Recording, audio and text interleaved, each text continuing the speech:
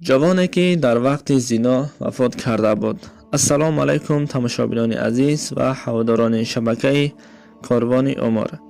جوانی چنین نقل میکند: من با دوستانم هر هفته استراحت میکردیم. این استراحت ما از شراب آغاز شده با زنا به انجام میافت.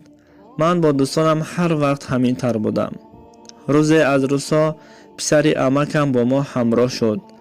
من او را با همراه دوستانم برای استراحت کردن مجبور کردم. او در آخر راضی شد و ما از بازار شراب و عرق و برای او پلاو میده شده خریداری کردیم. 3 کس بودیم و برای خودمان باز 3 دختر را هم گرفتیم. از شهر بیرون دچه من بود. در همانجا استراحت میکردیم. ما بعد خوردن آش عرق نوشیدن را شروع کردیم. پسر عمکم گفت من نمی نوشم. من او را مجبور کردم. او به نهایت ایزوکش بود. شرم میکرد و از دخترها دور می نشست. من باشم گفتم چخیر شده یک جا نشسته ایم، بیا با همراه ما بینوش. گفته مجبور کردم.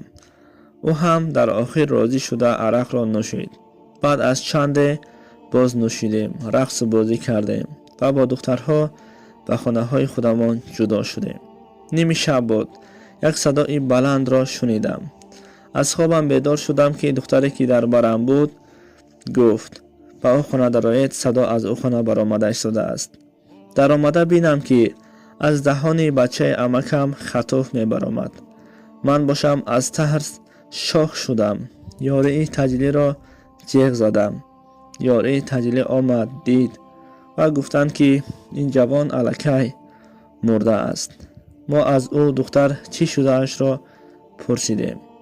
او دختر گفت ما یک جا شدیم، یعنی که همخوابه.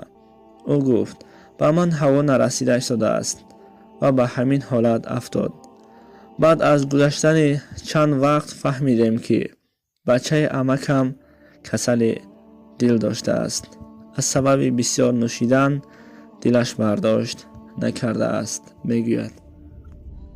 برای همین دوستان عزیز، اسلام